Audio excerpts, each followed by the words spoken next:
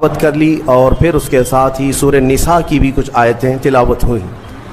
سورہ بقرہ کے بعد بڑی صورتوں میں سورہ آل عمران ہے۔ آل عمران اس کا کیا مطلب ہے؟ عمران کون ہے؟ یہ آل کون ہے؟ یہ حضرت عیسیٰ علیہ السلام کے نانا، ان کا نام عمران تھا، یعنی حضرت بی بی مریم کے والد۔ حضرت عیسیٰ علیہ السلام کی ماں ہے سیدہ بی بی مریم، حضرت مریم کے والد تھے عمران۔ ہوا یہ تھا کہ عمران اور ان کی بیوی حنہ، یہ دونوں لا ولد تھے، اولاد نہیں تھی کافی سالوں تک، یہاں تک کہ ان کا بڑھاپا آ گیا، ان کو اولاد نہیں تھی۔ کس کو؟ عمران اور حنہ کو۔ ایک دن حضرت حنہ نے اللہ تعالیٰ کی بارگاہ میں اپنے بڑھاپے کے زمانے میں یہ نذر کر لیا، منت کر لیا کہ اے اللہ، تو مجھے اگر بیٹا دے گا تو میں تیرے گھر بیت المقدس کے لیے وہ بیٹا وقف کر دوں گی۔ انی نذرت لک ما فی بطنی محررا فتقبل منی۔ یہ کون؟ عمران کی بیوی حضرت حنہ، حضرت عمران کی بیوی حنہ، انہوں نے نذر کیا، منت کیا۔ یہاں سے نذر کرنا اور منت کرنا قرآن پاک سے ثابت ہے، لیکن منت کا وہ طریقہ نہیں جو آپ نے ایجاد کر لیا کہ کہیں تالا لگا دیں گے اور دھاگا باندھ دیں گے تو منت ہو گئی۔ منت تو اللہ تعالیٰ کی بارگاہ سے ہے، نذر شرعی۔ ہاں، اولیاء کاملین کے دربار میں بھی ہم عہد کرتے ہیں، کیونکہ اولیاء کو اللہ تعالیٰ نے تصرف عطا کیا ہے، وہ سفارش کرتے اللہ کی بارگاہ میں۔ تو نذر جو شرعی ہے وہ قرآن سے جو ثابت ہے وہ یہ ہے کہ اللہ کی بارگاہ میں یوں نیت کر سکیں آپ، یوں نذر کر سکتے ہیں آپ کہ اے مولا، اگر مجھے اولاد ہو گئی تو میں مسجد بنا دوں گا، یا مسجد کے لیے فلاں چیز وقف کر دوں گا، یا ایک قرآن پاک مکمل تلاوت کروں گا، یا 10 روزے رکھوں گا، یا 10 مسکینوں کو کھانا کھلاؤں گا۔ یہ ہوتی ہے منت کے طریقے۔ آپ تو شارٹ کٹ ڈھونڈتے ہیں نا، آسان چاہیے۔ منت ایسی کرو، خالی دھاگا باندھ دوں گا یا چادر چڑھا دوں گا جس میں محنت کچھ نہ لگے۔ ارے نذر کا طریقہ یہ تھا کہ آپ روزہ رکھنے کی نیت کر لیتے کہ اگر میرا فلاں کام ہو گیا تو میں 10 روزے رکھوں گا، یا کم سے کم 3 روزے رکھوں گا، یا ایک قرآن پاک پڑھوں گا، یا 100 رکعت نماز ادا کروں گا۔ نذر کرنے کے طریقے۔ حضرت حنہ نے جو نذر کیا، منت کیا، وہ کیا کہ اے اللہ، اگر تو مجھے بیٹا دے گا تو میں وہ بیٹا بیت المقدس کے لیے وقف کر دوں گی۔ پہلی بات تو اولاد ہے نہیں، بڑھاپے میں جا کر اگر بیٹا ہو بھی گیا تو وہ تیری بارگاہ میں وقف کروں گی۔ یہ ہے نذر اور اللہ تعالیٰ سے محبت کا طریقہ۔ اور قرآن کہتا ہے کہ حضرت حنہ حاملہ ہو گئی، بچے کے آثار نظر آئے بڑھاپے کی عمر میں۔ فلما وضعتها، پھر جب بچے کی ولادت ہوئی تو بیٹا نہیں ہوا، بیٹی ہوئی۔ انہوں نے نذر کیا کیا تھا؟ بیٹا ہوگا تو بیت المقدس میں وقف کروں گی، لیکن کیا ہوئی؟ بیٹی ہوئی۔ قالت رب انی وضعتها انثى، کہنے لگی اے اللہ، میں تو بیٹی کو جنم دے دی، میں نے تو بیٹی جن دیا۔ واللہ اعلم بما وضعت، اور اللہ فرماتا اللہ سب سے بہتر جانتا ہے کہ اس نے کیا جنم دیا، بیٹا ہے یا بیٹی۔ لیکن اب یہاں بیٹا بیٹی کا فلسفہ بھی ختم کرتے ہیں، تمہیں اولاد میں کیا چاہیے کیا نہیں چاہیے۔ قرآن کہتا ہے وَلَيْسَ الذَّكَرُ كَالْأُنثَىٰ، اللہ نے یہ فرمایا ہاں، بیٹا بیٹی کی طرح نہیں ہو سکتا۔ یہ نہیں کہا کہ بیٹی بیٹے کی طرح نہیں ہوتی، قرآن کہتا ہے بیٹا بیٹی کی طرح نہیں ہو سکتا۔ بیٹی پیدا ہونے پر جو ناک بھون سکیڑتے ہیں، بعض کے تو گھروں میں طلاق کی نوبت آ جاتی ہے۔ ظالم ہیں وہ لوگ، ان کو بیویوں سے یا عورتوں سے شادی نہیں کرنی چاہیے، کسی روبوٹ سے یا مشین سے کرنی چاہیے۔ کیا یہ بیٹا اور بیٹی پیدا کرنا تمہارے ہاتھ میں، شوہر کے ہاتھ میں، یا بیوی کے ہاتھ میں؟ یا اللہ تبارک و تعالیٰ قادر مطلق کے فیصلے ہیں، وہ جسے جو چاہے عطا کرے۔ رب تبارک و تعالیٰ کسی کو بیٹا دیا، کسی کو بیٹی دیا۔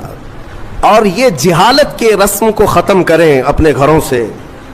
بیٹی ہو گئی تو کیا ہوا؟ ارے اس کی نسل کیسے چلے گی؟ یہ جہالت سب سے زیادہ عورتوں میں پائی جاتی ہے، عورتوں میں۔ ताने मारना उन औरतों को जिनके यहाँ बेटियां होती हैं कि एक हुई, अच्छा 2 हुई बेटियां, 3 हुई, 4 हुई बेटियां।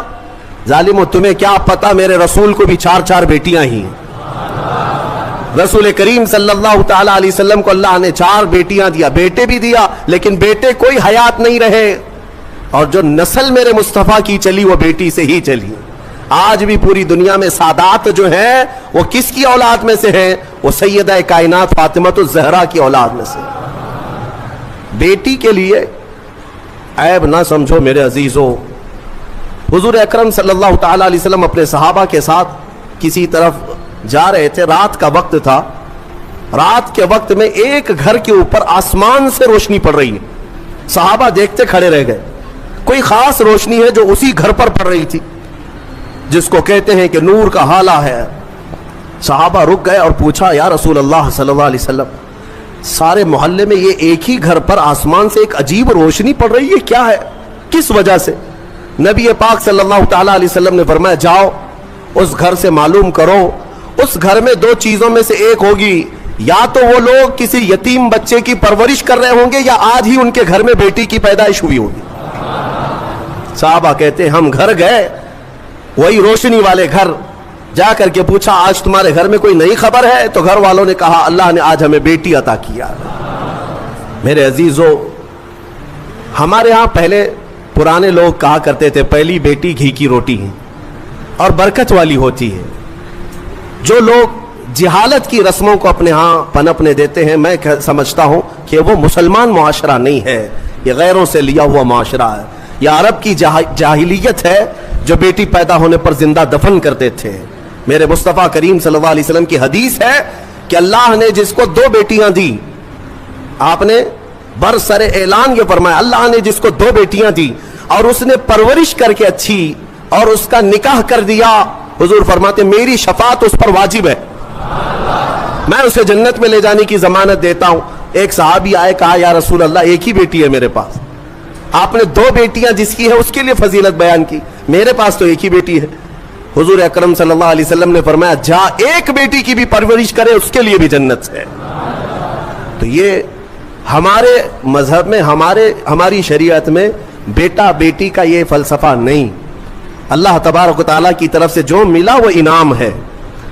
तो अब मैं बात जो अर्ज कर रहा हूं, आले इमरान में जो मसला आया है वो हजरत हन्ना को क्या हो गई, बेटी पैदा हो गई। वो बेटी कौन? वो हजरत मरियम।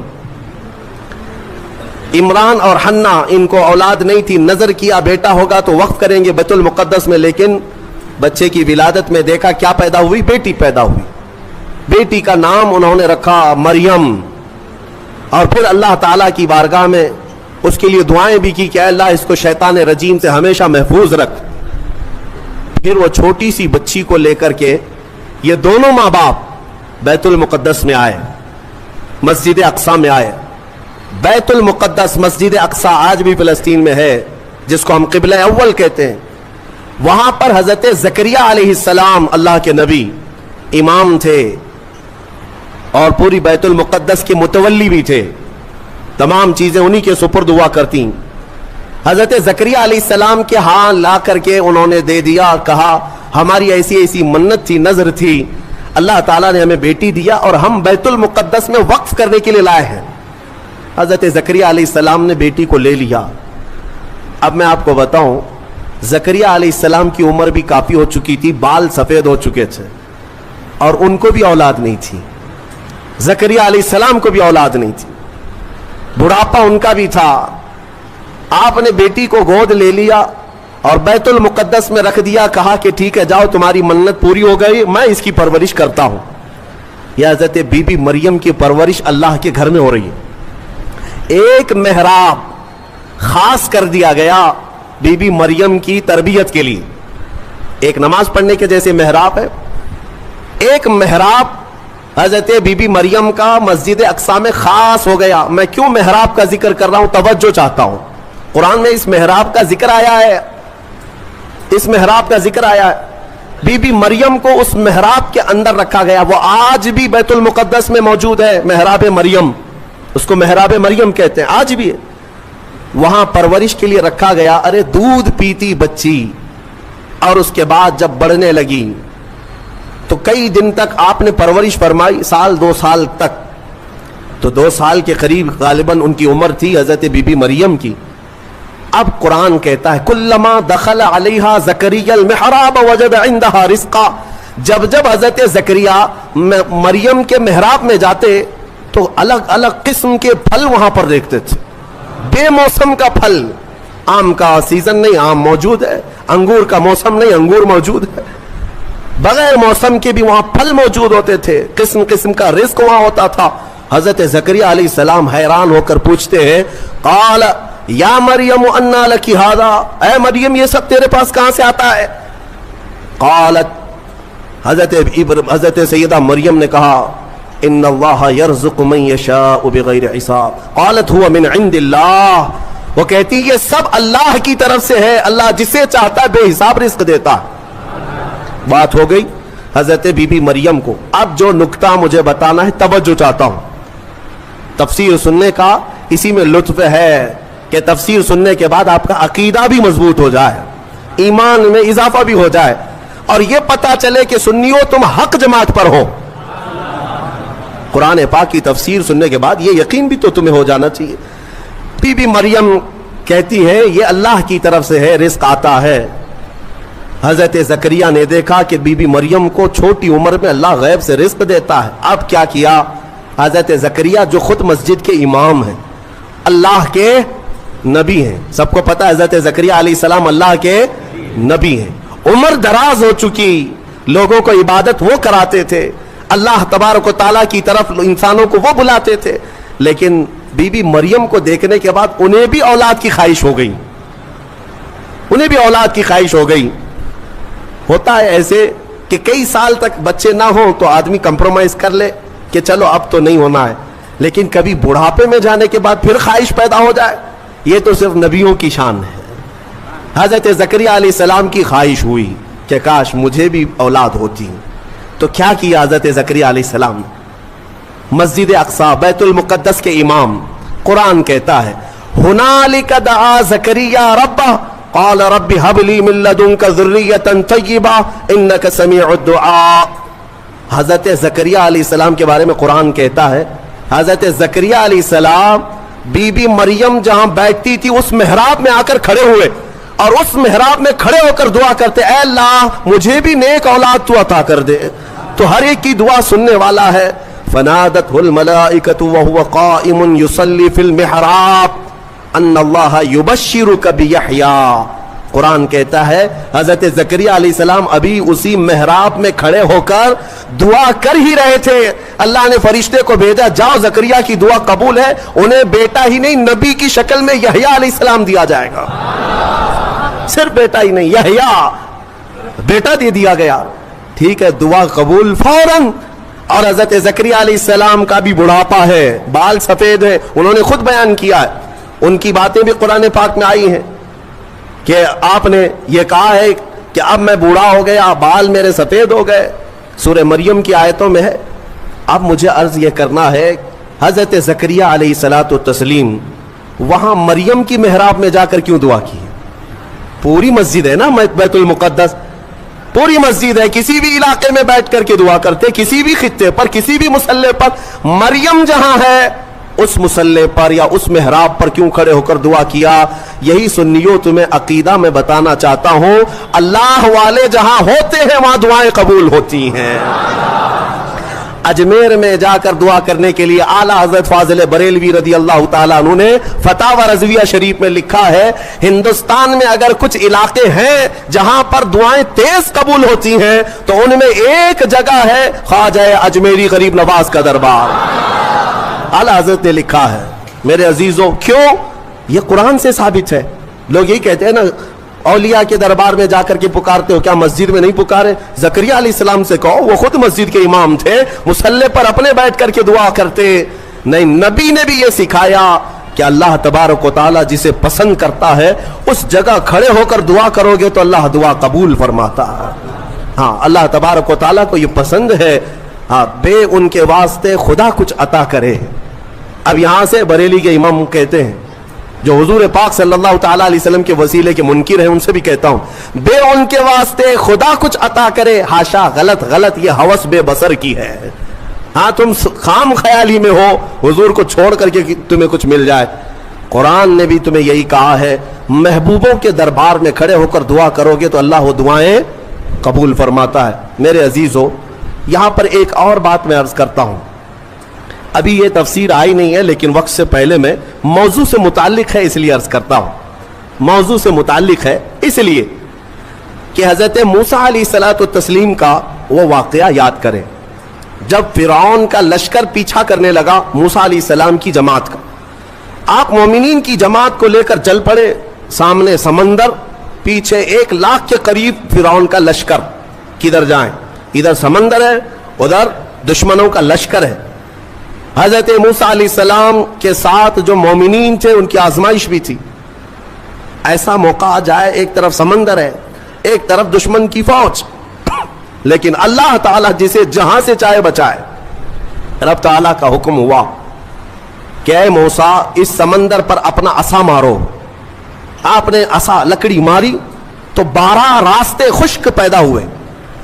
موسیٰ علیہ السلام کا جو قبیلہ تھا، یعنی آپ کی جو جماعت تھی مومنین کی، وہ 12 خاندانوں میں تھی، تو سب کے لیے ایک ایک راستہ سمندر میں بن گیا، سب اس راستے سے چلنے لگے۔ سمندر کے دوسرے کنارے وہ پہنچ گئے۔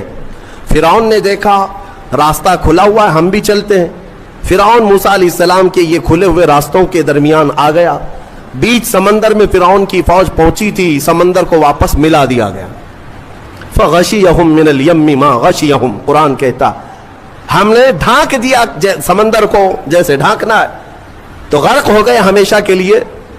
فرعون ختم ہو گیا، برباد ہوا۔ موسیٰ علیہ السلام اپنے ایمان والوں کو لے کر دوسرے کنارے پر آئے۔ جو بات عرض کرنا ہے اس کے لیے مجھے تھوڑی تفصیل بتانی پڑ رہی ہے، پورا ذہن میں آ جائے آپ کی۔ دوسرے کنارے آئے، موسیٰ علیہ السلام نے شکرانہ ادا کیا، یہ عاشورہ کا دن تھا۔ پھر آپ کوہ طور پر چلے گئے موسیٰ علیہ السلام، جب آپ پر تورات نازل ہو رہی تھی۔ حضرت موسیٰ علیہ السلام 40 دن کے لیے گئے تو ہوا کیا، ان کی قوم میں سامری نام کا ایک شخص تھا جو موسیٰ علیہ السلام کے خاندان کا تھا۔ اس نے کیا کیا، سارے لوگوں کے پاس جو جو سونا چاندی تھا سب اکٹھا کیا، اس کو پگھلایا، میلٹ کیا، اور اس سے ایک بچڑا بنایا، گائے کا بچڑا بنایا، اور اس کے بعد اس کی کلا کیا تھی یہی بتانا مجھے ہے، اس بچڑے کو بولنے کے قابل بنا دیا۔ میاں سونا اور چاندی کا وہ بچڑا بولتا تھا۔ اندازہ کرو، یہ سیل اور بیٹری کا زمانہ نہیں ہے کہ آج کے کھلونے جیسے بولتے ہیں، آپ کو تعجب نہیں ہوگا، لیکن وہ 3000 سال پہلے اگر بچڑا بولتا ہو بغیر سیل کے، بغیر بیٹری کے، اور کوئی نہ ٹیپ ریکارڈ، اس کے اندر کوئی چیز نہیں، لیکن بولتا تھا، تو قوم گمراہ ہو گئی۔ اور سامری سب کو کیا کہتا تھا کہ موسیٰ کا جو خدا ہے نا جسے وہ ملنے کا ہے، وہ خدا یہی ہے، یہی بچڑا ہے۔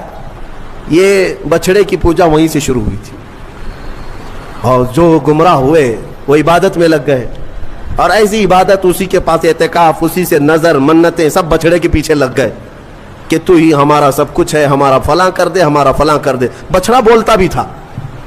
یہ تعجب کی بات ہے نا، حیرت کی بات ہے۔ میرے عزیزو، اس سے بڑے حیرت کی چیزیں بھی آ جائیں، تمہارا ایمان مضبوط ہونا چاہیے۔ آج کے زمانے میں کہتا ہوں، اگر کوئی جھاڑ، اگر کوئی درخت بولنے بھی لگ جائے اور تمہیں اپنی طرف بلائے کہ میرے اندر خدا چھپا ہے، آ جاؤ، اے ایمان والو، تمہارا ایمان مضبوط ہونا چاہیے، اور ہرگز اس طرح کی حرکتوں پر یقین نہ کرو، بلکہ یہی تسلیم کرو، پوری دنیا بھی عجوبے دکھائے، میں یہ تسلیم نہیں کر سکتا، میرا خدا تو اللہ ہی ہے۔ اللہ الصمد، وہ بے نیاز ہے، وہ ہماری آنکھوں میں نظر نہ آئے گا۔ ہم دنیا میں اس طرح بہت سارے لوگ ابھی گمراہ کرنے والے لوگ آئے، سامری کی طرح، ابھی بھی بہت سارے ہیں، سوشل میڈیا میں بھی بہت سارے سامری گھسے ہوئے ہیں جو سنیوں کے عقیدے کو کیپچر کر رہے ہیں کہ خدا ہمارے پیر صاحب کے اندر آیا ہے۔ کبھی کوئی پیر صاحب مرید کرنے سے پہلے یہ بتا دیتے ہیں میں تمہیں خدا دکھا کر مرید کروں گا، اور کہاں دکھاتے ہیں؟ ارے بکرے کے بھیجے میں دکھاتے ہیں۔ ہاں، یہ سنا ہے آپ نے؟ ایک صاحب ہمارے پاس آئے, انہوں نے کہا تھا ہمارے پیر صاحب اس وقت تک مرید نہیں کرتے جب تک خدا کو نہیں دکھاتے. ہم نے کہا کہاں دکھاتے؟ کہا بکرے کے بھیجے میں دکھاتے. کیوں؟ پیر صاحب کا فیورٹ ہے یہ بھیجا, بھیجے میں. یہ مجھے فلسفہ نہیں سمجھ میں آیا, بھیجے میں کیوں دکھایا جاتا ہے؟ نعوذ باللہ من ذالک, نعوذ باللہ. رسول کریم صلی اللہ تعالی علیہ وسلم کے علاوہ دنیا میں کسی نے یہ دعویٰ نہیں کیا کہ میں نے اپنی کھلی آنکھوں سے اللہ کو دیکھا ہے. کسی نے یہ دعویٰ نہیں کیا. ہاں, عالم خواب میں, عالم وجد میں اگر اللہ نے اپنی تجلیات کسی ولی کو دکھایا تو اس کا ہم انکار نہیں کرتے, لیکن یہ جو حرکتیں ہیں یہ گمراہی ہے میرے عزیز, یہ گمراہی ہے, گمراہی ہے. تو سامری نے یہ کام کیا. بات طویل ہو جا رہی ہے, جو بات کہنی تھی مجھے وہ بہت قریب میں لے آتا ہوں. سب پوجا پاٹ میں لگ گئے, عبادت میں لگ گئے, اللہ کی عبادت سے دور بچڑے کی عبادت میں لگ گئے. موسیٰ علیہ السلام جب واپس آئے تو دیکھا ان کی قوم گمراہ ہو چکی ہے. 40 دن کا جو گیپ تھا نا, یہ قوم کو گمراہ کر گیا. اسی لیے بزرگوں نے فرمایا کہ جو عالم دین ہے یا مبلغ اسلام ہے وہ اپنی قوم سے زیادہ دور نہ رہا کرے. قوم کے اندر ہمیشہ نصیحت کرنے والا ہونا چاہیے, ورنہ گمراہ ہو جائے گی. موسیٰ علیہ السلام کی قوم جب گمراہ ہوئی تو موسیٰ علیہ السلام جلال میں آئے, جلال میں آئے, اور حکم تو ان کے لیے بہت سخت نازل ہوا جو بچڑے کی پوجا میں لگے. سامری کو پکڑا موسیٰ علیہ السلام, کہا یہ بتا تو نے یہ کیا کیسے؟ بات جو کہنی ہے وہ یہی ہے. کہا تو نے یہ کیسے کیا؟ سب کا سونا چاندی میلٹ کیا, بنایا بچڑا ٹھیک ہے, لیکن یہ بولنے کے قابل کیسے کیا؟ اب سامری کا جواب سنیں. سامری کہتا ہے قال بصرت بما لم يبصروا به فقبضت قبضة من اثر الرسول فنبذتها وكذلك سولت لي نفسي. کہتا ہے جب آپ سمندر کے راستے میں چل رہے تھے نا, موسیٰ علیہ السلام چل رہے تھے, سامری کہتا ہے میں نے ایک چیز دیکھی جو لوگوں نے نہیں دیکھا, میں نے دیکھا دوسرے لوگوں نے نہیں دیکھا. کہا کیا دیکھا تو نے؟ کہا آپ کے گھوڑے کی نکیل پکڑ کر سامنے ایک فرشتہ چل رہا تھا. حضرت موسیٰ علیہ السلام نے کہا ہاں وہ جبرائیل علیہ السلام تھے. جبرائیل علیہ السلام آئے تھے جب راستہ عبور کر رہے تھے. تو سامری کہتا ہے میں دیکھ رہا تھا آپ کے آگے آگے ایک فرشتہ چل رہا تھا. تو موسیٰ علیہ السلام نے کہا تو پھر کیا کیا؟ وہ کہتا ہے وہ فرشتہ جیسے جیسے چلتا جا رہا تھا میں اس کے پیروں کے نیچے کی مٹی اٹھا رہا تھا. جبرائیل علیہ السلام کے پیروں کے نیچے کی مٹی اٹھاتا رہا اور وہ میں نے جمع کر لیا جتنی مٹی مجھے ملی, اور جب کنارے پر آئے اور آپ گئے تھے کوہ طور, میں نے اس بچڑے کو بنا کر کے اس کے منہ کے اندر یہ مٹی ڈال دی تو وہ بولنے کے قابل ہوا. وَكَذَلِكَ سَوَّلَتْ لِي نَفْسِي, وہ کہتا ہے ایسے میرے یہ کام بن گیا, اس مٹی کا ہی اثر ہے. اللہ اللہ, اے سنیوں میں یہی کہنا چاہتا ہوں, جبرائیل علیہ السلام کے پیروں کے نیچے کی مٹی اگر بے زبان بچڑے کو بولنے کے قابل بنائے تو جو جبرائیل اپنا ماتھا رسول اقدس کے تلووں پر مس کرے, اس رسول پاک کے قدموں کے دھول کا حال کیا ہوگا؟